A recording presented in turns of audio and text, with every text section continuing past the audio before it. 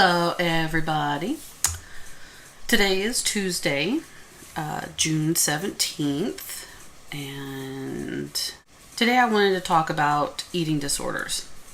And before we get far into it, I don't know that much about eating disorders. I have a slight understanding of bulimia and anorexia, but I understand that there are a lot more eating disorders and a lot of them are unclassified. I wanted to talk about that today because I have recently come to terms with my own eating disorder and the fact that the Prestique is causing weight loss. I had to resolve that issue.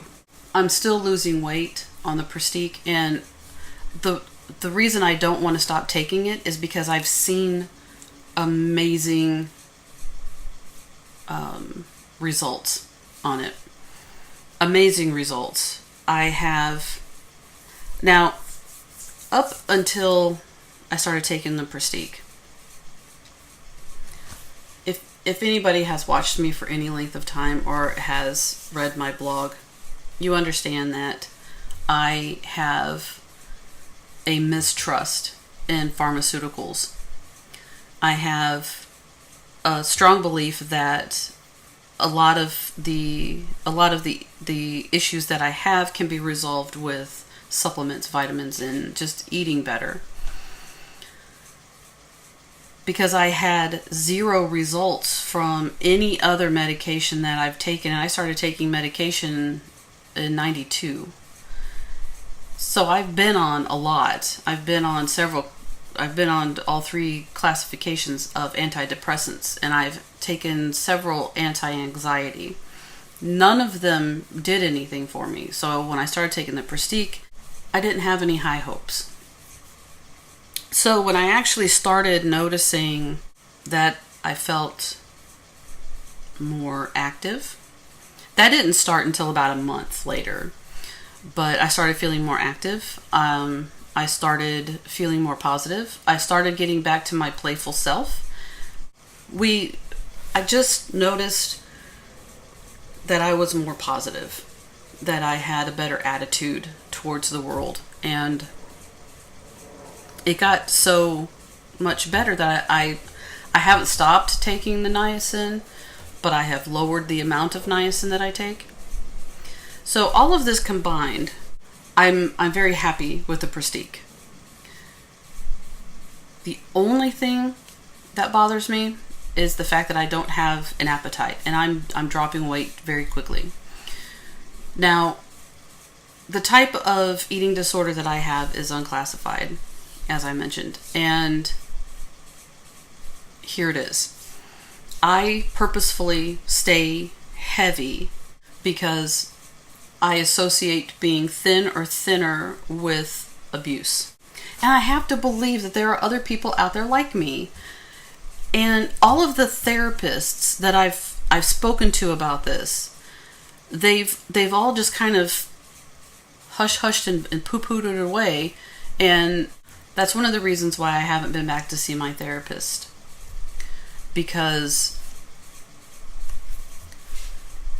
she basically did that. Well, maybe it's your body telling you that it's tired, that your knees are tired, that your back is tired. I hate that people dismiss it. I hate that people will just look at it like, well, you losing weight is a positive thing, and this is going to be great. Well, I hate when people tell me that. I hate when people try to tell me how to feel about it. I don't like it when professionals say, well, you should be happy that you're losing weight, or you should be happy that these changes are being made. That's not the point. And that's why I haven't been back to see her, is because she didn't address the issue. And the issue is I have anxiety associated with losing weight. And not addressing that anxiety associated to losing weight is basically saying, get over it. So in essence, I had to stop seeing her until I could resolve this issue myself. That's what I did. I took time and I started to really look at my body.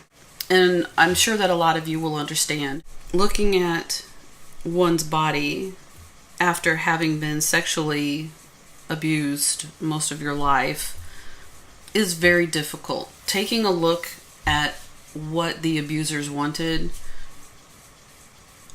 there were a lot of times when I looked at my body where I was shocked that there wasn't a festering wound, because that's what it feels like.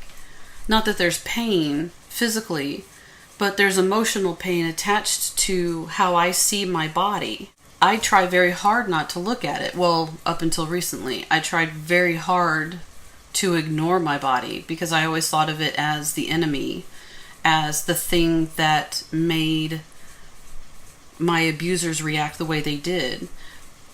But when I stopped to realize that it was the abusers who had the issue and not me, then I was able to kind of pinpoint how I really felt about my body.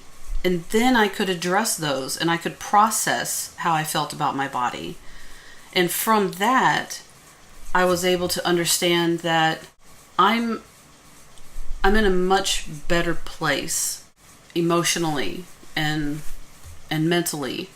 And I think that I can resolve the issues that I have with my body. I'm nervous about it, and there's going to be anxiety about it. And I think all of it in the long run is going to be positive. It's going to be a positive change. But please let me know if there's anybody else out there who shares the similar eating disorder that I have, being nervous about being thinner. Let's start a dialogue. Let's really get that out there, because from what I have seen and read, there's not that many people out there who are addressing it. So let's see what we can do. And I hope everybody is well. But I hope everybody's well, and I will talk to you guys soon.